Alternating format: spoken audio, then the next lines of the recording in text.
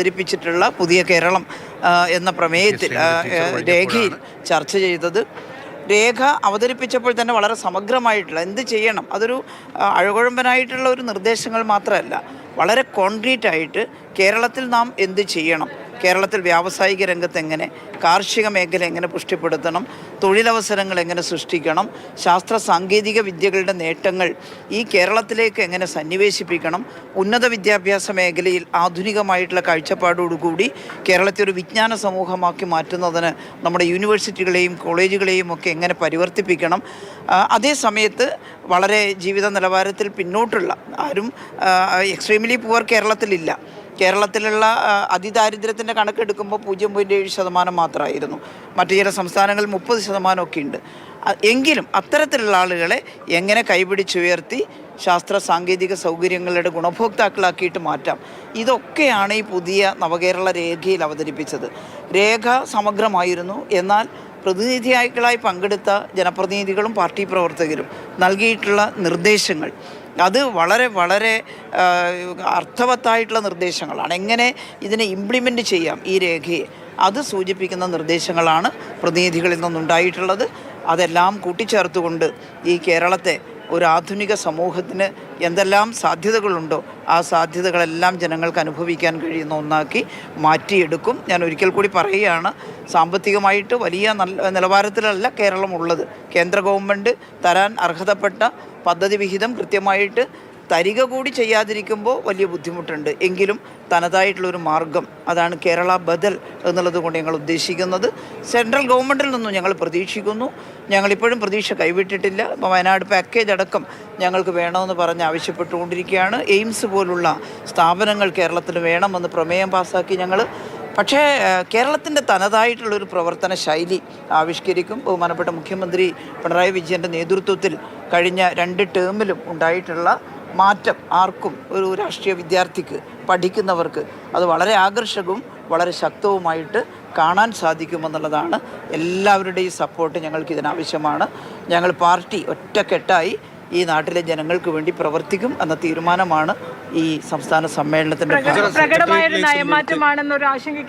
ഒരു നയമാറ്റവുമല്ല, അത് മുഖ്യമന്ത്രി പറഞ്ഞിട്ടുണ്ട്. ചില പുതിയ കാര്യങ്ങൾ ഞങ്ങൾ അഡോപ്റ്റ് ചെയ്തിട്ടുണ്ട്. അത് ഇന്നത്തെ സാധ്യതക്കനുസരിച്ചാണ്. ഞങ്ങളുടെ പാർട്ടിയുടെ നയം എന്താ?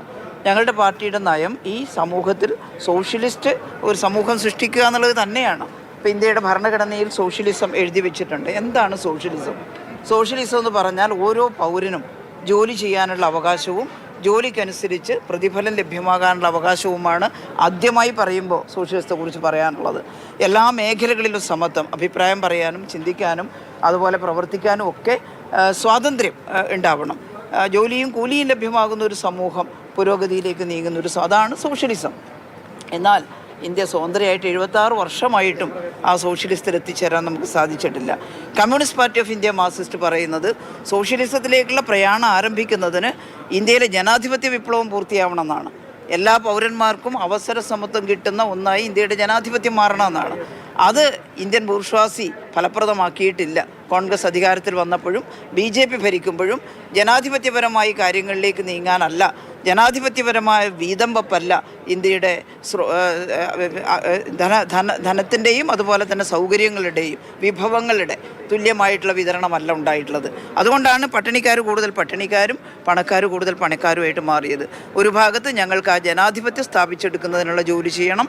അതോടൊപ്പം തന്നെ സോഷ്യലിസ്റ്റ് മൂല്യമുള്ള പ്രവർത്തനങ്ങളിലേക്ക് ഞങ്ങൾക്ക് പോകണം. അതാണ് കേരളത്തിൽ ഞങ്ങൾ നടത്താൻ. അതിനെന്തൊക്കെ ചെയ്യണം?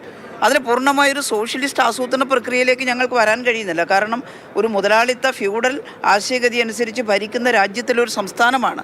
അതിൻ്റെ നിബന്ധനകൾ, നിയന്ത്രണങ്ങൾ അതെല്ലാം ഞങ്ങൾക്ക് നേരെയും വരികയാണ്. അതുകൊണ്ട് ഇവിടെ ജനങ്ങളുടെ ജീവിത പ്രശ്നങ്ങൾ പരിഹരിക്കുന്നതിനാവശ്യമായ, തൊഴിലില്ലായ്മ പോലുള്ള വലിയ പ്രശ്നങ്ങൾ പരിഹരിക്കുന്നതിനാവശ്യമായിട്ട് ചില സമീപനം, അതാണ് മൂലധനത്തിൻ്റെ നിക്ഷേപം ഞങ്ങൾ ആഗ്രഹിക്കുന്നു. അപ്പോൾ അത്തരത്തിലുള്ള മൂലധന നിക്ഷേപം കേരളത്തിൽ ഉണ്ടായാലേ പുതിയ സംരംഭങ്ങൾ തുടങ്ങാനും തൊഴിലില്ലായ്മയൊക്കെ പരിഹരിക്കാനും സാധിക്കും. അതൊരിക്കലും ഒരു നയം മാറ്റമല്ല.